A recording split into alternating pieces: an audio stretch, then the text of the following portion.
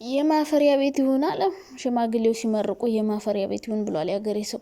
አይ ሩታ እንደ ሩታ እኮ በጣም ትገርምኛለሽ። እሺ የሩታ ተውት፣ እነዛኞቹ ደግሞ ከረፎች እንዶ ከመቼ ወዲህ ነው እናንተ ሴት ራሷ ሙሽራዋ ሽማግሌ የምትቀበለው?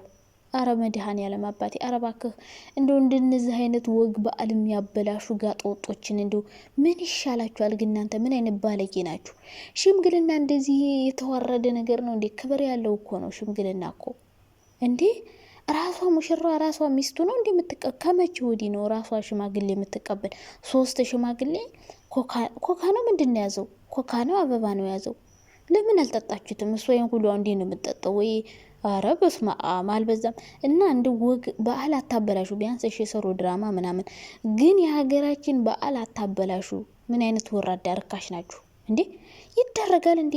የሴት ሽማግሌ ተነግሮ ተቀምጦ የሚጠብቅ ሽማግሌ አለ። ከዛ ደግሞ እናንተ መጣላችሁ እና ጅሮች ኮካቸውንና አበባቸውን ይዘው እየተንከረፈው። ይሄ ተመካከራችሁ ነው በእርግጠኝነት ከሩታ ጋር እንደዚህ እንላለን እንደዚህ ብለን ቪዲዮ እንደስራ አይዲያ ጠፋባችሁ። በቃ አይደለ ጠፋባችሁ። ጭቅጭቅ የሚልም ሩታ ማልሳካል ሻለ። እንዲሁ ባህላችን አታጥፉ። ሲያስጠሉ ምን አይነት ባለጌ ናቸው። በመብርሃን እንደዚህ አይነት ሽምግልና ከመቼ ወዲህ? አንዳንዶች ደግሞ መብቷ ናት እንደፈለገ ማድረግ መብቷ ናት። ግን የሀገራችን በዓል ደግሞ ማጥፋት የለባቸውም። ባለፈው በህማማት ተጋቡ። በህማማቱ ሰርግ ብለው ሲጨፍሩ ይሄው መጨረሻቸው እንደዚህ ሆነ። ሲጨፍሩ ህይወታቸው ሲኦል ሆነ። በህማማት ተደርጎ አይታወቅም። በቃ ተደርጎ አይታወቅም። ክርስቲያን የሚል ሰው ጣርቶ ከዛ እንደዛ አይሰራም። አሁንም ደግሞ በዚሁ በህማማቱ ሽምግልና እንጂ እናንተ ምንድነው ችግራችሁ? ሽምግልና ደግሞ እንደዚህ ነው እንዴ? ነውራኞች ሲያስጠሉ። ለማንኛውም እንደዚህ አይደረግም። እሺ ሲቀጥል ደግሞ ድራማና ውሸት ነጭ ውሸት እንደሆነ ገብቶናል። ግን ባህላችን አታበላሹ። ድራማ ሲሰሩ ራሱ ባህላችን የሀገራችን ወግ በሚያስተዋውቅ መልኩ እንጂ በሚያዋርድ መልኩ አይደለም። በዓልን በሚያጠፋ መልኩ አይደለም። ሲቀጥል ደግሞ አብርሽና ሄርሜላ ደግሞ በዛ እየተላላጡ ነበር። አብርሽ ትንፋሹ ቁርጥ እያለ ሄርሜዬ ዛሬ በጣም አምሮብሻል፣ ከርፋፋ፣ ይህን ቀሚስሽ ሲያምር። ፓስታና ዳቦ ነው ደግሞ የጋበዛት ብለው ዳቦን በልተውታል። ነው 2 ጉራሽ ነው መሰል በልታችሁ ነው እንደ የመጣችሁት። ፓስታና ዳቦ እንዲሁ ሌላ ነገር እንደ ፍርፍር እንኳን አይሻልም ከፓስታ? ፓስታ መጣለው ምግብ በህይወቴ ሄርሜላ ፓስታና እንትን ከዛ ውሃ ነው። ጾም ጸሎተኛ ነሽ? ኦርቶዶክስ ነሽ? እንጃ። ሄርሜላ ደግሞ እምነቷ ምን እንደው ማቀው ጉዳይ የለም። እና አይ ሄርሜላ ይሄኔ ስንቱን ወንድ አተራምሰሽ ይሆናል። ድንግል ነኝ አላለችም ደግሞ። ጉድ እኮ የማይታይ መስሎሽ ነው እንዴ? ብቻ ይመቻችሁ። ለማንኛውም እንዲያገለጭልሽ በኋላ ለሱ ሰጦት ምናምን ብለሽ እንትን ልትይ ባልሆነ ልሰክሽን እና ሄርሜላና አብርሽ እንግዲህ ራት ጋበዝኳት። የኔ ውድ የኔ ማር፣ እሷም ደግሞ የኔ ፍቅር ምናምን። ኧረ ሮማንቲክ ነገር ጀምረዋል ብታዩቸው ማለት ነው። እና ነገሩ አይታቻችኋል። ኬክ እንትን ማነው ፓስታና ዳቦን ፓስታ በዳቦን የጋበዛት። ኧረ ወይኔ እናንተ አሳቃችሁኝ። የምር የሰው ልጅ በእርግጥ ፍላጎት ነው ግን ለመጠየቅ ይመስለኛል ሆቴል የገቡት እንጂ እርባቸው ወይ ሊበሉ ራት ሊገባበዙ አይደለም። ብቻ ይሁን። ለማንኛውም ግን አታብዙት፣ ተረጋጉ። በጣም ፍቅር እያጫወተ ነው አትበሉ። ረጋ ቀስ አርጋችሁ ያዙት ፍቅራችሁን ቀስ እና ጥሩ ነው። ለማንኛውም ሄርሜላ ደግሞ ድንግል ነኝ ያልሽው ውሸታ፣ አንቺ ውሸታም ልጅ ራሱ አለሽ። ኧረ በስመ አብ። እኔ እኮ ዩቲዩበሮች ለምንድን ነው የምትዋሹት? በኢየሱስ ስም ልጅ እያላችሁ ልጅ የለኝም እንዴ? ምንድን ነው ችግራችሁ? ሆ ድንግል ነኝ ልጅ እያለሽ ድንግል ነኝ አይከብድም? እንዴት ናችሁ የኔ ወዶች፣ የኔ ማሮች፣ የኔ ፍቅሮች? ደህና ናችሁ? አለው እግዚአብሔር ይመስገን።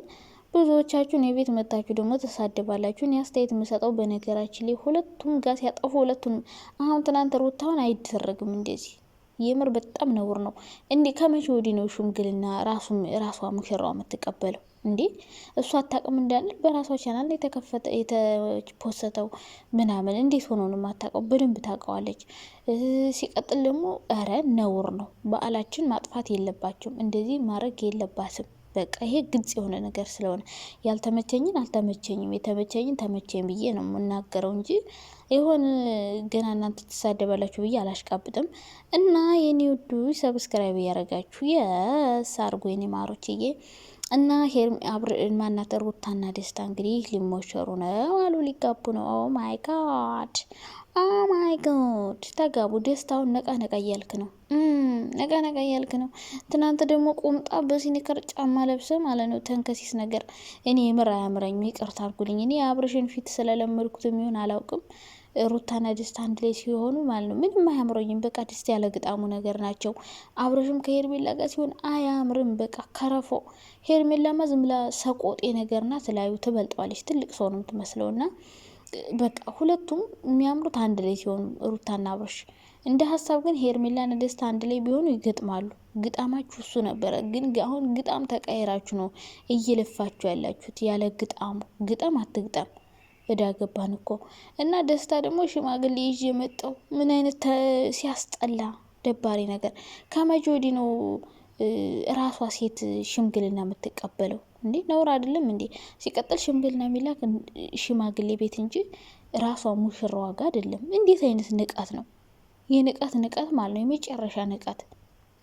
ሲቀጥል ድራማ እንደሆነ ይታወቃል። ግን ድራማ ቢሆንም ባህላችንና ወጋችን እያበላሻቸው አይደለም፣ ባህላችን እያስተካከላችሁ እንጂ ይህ ሀገር ከመቼ እንዲሁ ታይቶ ተሰምቶ የማይታወቅ ነውረኞች ህጻናት ያዩታል ምናምን። ስለዚህ ለሽምግልና ክብር ያለው ነገር ነው። ሰው ተከብሮ የሚላክ ነገር ነው። ሰው እናንተ ደግሞ ባህል እንዴት ነው የምታበላሹት እና የምታደፈረሱት?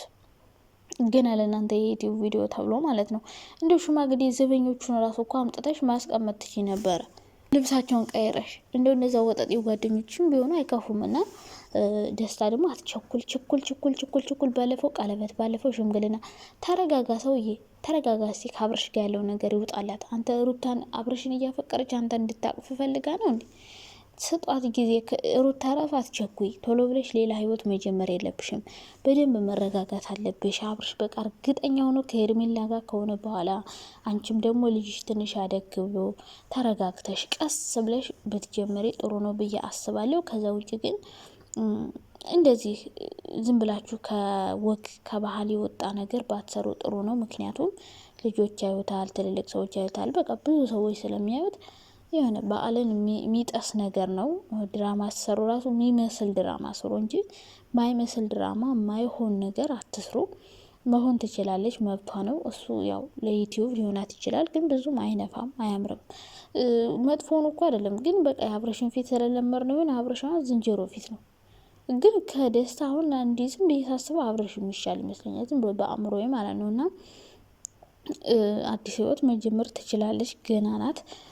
ግን ደግሞ ህፃን ወደግ ሲል ቢሆን ጥሩ ነው። ምንም ያስቸኩል ነገር የለም። ልጅ ወልደሻል። ስለዚህ አብርሽን ለማናደድ ብለሽ የማትፈልጊው ህይወት ውስጥ መግባት አለብሽ ብዬ አላስብም። ተረጋግተሽ አስበሽበት ምናምን ነው አዲስ ህይወት እንኳን መጀመር ካለብሽ መጀመር ያለብሽ ብዬ ማስበው።